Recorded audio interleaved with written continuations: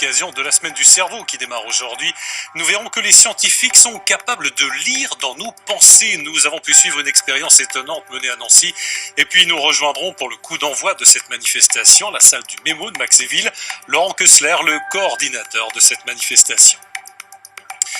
Voilà pour les principaux titres. Bonsoir à tous. Il faut changer la législation. Aujourd'hui débute la 21e édition de la Semaine du Cerveau. Dans notre région, de nombreuses animations seront proposées pour mieux comprendre le fonctionnement de cet organe mystérieux. On en parlera dans un instant avec Laurent Kessler, neuroscientifique et coordinateur de cette manifestation dans notre région. Mais d'abord, voyons un exemple des études menées en neurosciences à Nancy. Je vous propose de voir une expérience menée par les chercheurs du CRAN, un laboratoire spécialisé dans l'étude du cerveau. Des scientifiques ont réussi à mettre en évidence une capacité étonnante que nous avons tous, ou presque, la capacité de reconnaître un visage en un clin d'œil. Regardez. Voici l'expérience. Samuel, un doctorant, est le sujet. Le cobaye qui a accepté que l'on explore, que l'on lise dans ses pensées. 130 électrodes posées sur son crâne vont analyser l'activité électrique de son cerveau pour un test sensoriel et visuel. Alors Samuel, tu vas voir défiler des images à l'écran, des visages. Au milieu, il y aura une croix bleue. De temps en temps, elle change de couleur. À chaque fois qu'elle change de couleur, il faudra appuyer sur la barre espace. Notre sujet se concentre sur la croix. Mais dans le même temps, il va voir défiler 6 visages par seconde. Des visages inconnus et parmi eux, un plus connu.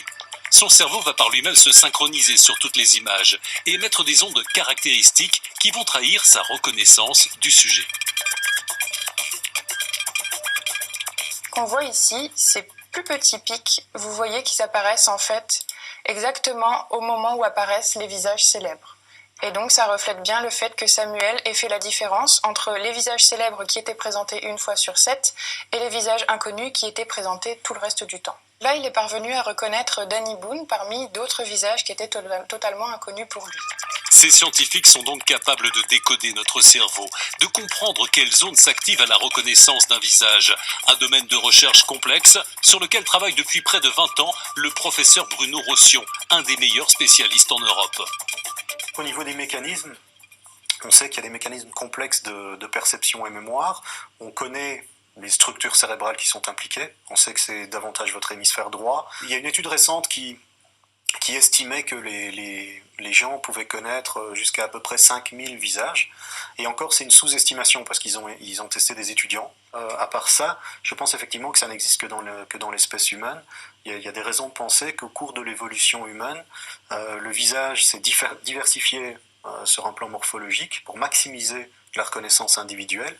Et donc, ça aurait forcé le cerveau à développer des mécanismes particuliers. La compréhension des mécanismes du cerveau pour reconnaître des visages ouvre des perspectives cliniques et technologiques pour l'avenir, pour mieux traiter des pathologies comme Alzheimer, mais aussi pour améliorer les machines qui ont aussi à faire ce travail d'identification. Je crois qu'il y a une image subliminale qui s'est glissée dans cette expérience. Je crois que c'est moi. Laurent Kessler, bonsoir. Vous êtes neuroscientifique, coordinateur de la Semaine du Cerveau en Lorraine.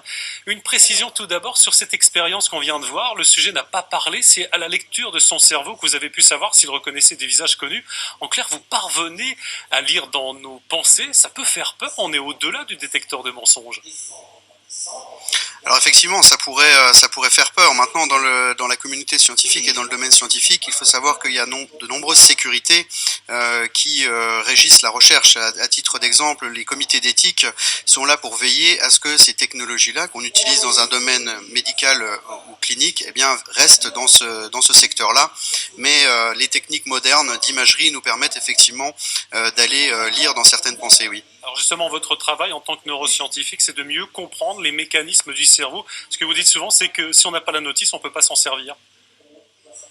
Effectivement, on imagine mal pour la première fois mettre une personne au volant d'une voiture, lui demander de la conduire sans même lui avoir expliqué le fonctionnement de celle-ci. Comme un sportif, on ne pourrait pas le mettre sur un terrain pour faire un sport collectif sans lui expliquer les règles. Pour le cerveau, c'est exactement la même chose. Mieux connaître son cerveau, c'est aussi mieux l'utiliser, et notamment respecter les rythmes de sommeil, notamment savoir comment stimuler sa mémoire. Donc il y a beaucoup de domaines qui mériteraient en fait d'apprendre à connaître son cerveau pour mieux s'en servir. Est-ce qu'il y a encore beaucoup de choses à découvrir sur le cerveau? Quelles sont les pistes prioritaires? Alors il y a effectivement encore beaucoup de domaines, hein. Le cerveau humain, c'est 100 milliards de cellules avec 10 000 connexions par cellule, donc c'est pour nous un réseau très complexe à étudier. Alors certes, les nouvelles technologies nous permettent d'aller beaucoup plus loin et d'essayer de décrypter le fonctionnement du cerveau. Dans les années 90, on a décodé l'ADN humain, et donc là les scientifiques, leur objectif, eh bien, c'est de décrypter comment le cerveau est organisé et surtout comment il fonctionne. Alors, la semaine du cerveau, c'est une formidable occasion de mieux connaître votre travail. Pour cette soirée inaugurale, vous êtes au Mémo à Maxéville pour une conférence et animation consacrée au rire. Le rire, c'est un domaine sérieux pour les scientifiques? Exactement, c'est un domaine sérieux parce que les neurosciences s'intéressent effectivement aux maladies. On a parlé d'Alzheimer, mais on pourrait citer l'épilepsie, Parkinson, la sclérose en plaques, ou même encore une maladie bien plus grave, la maladie de Charcot. Mais on s'intéresse aussi à des domaines bien plus bénéfiques pour le cerveau. Et là, notamment ce soir, le rire, montrer qu'une même séquence peut être très drôle pour une personne et ne pas du tout être drôle pour une autre. Donc c'est un peu l'objectif ce soir de stimuler les neurones par le rire.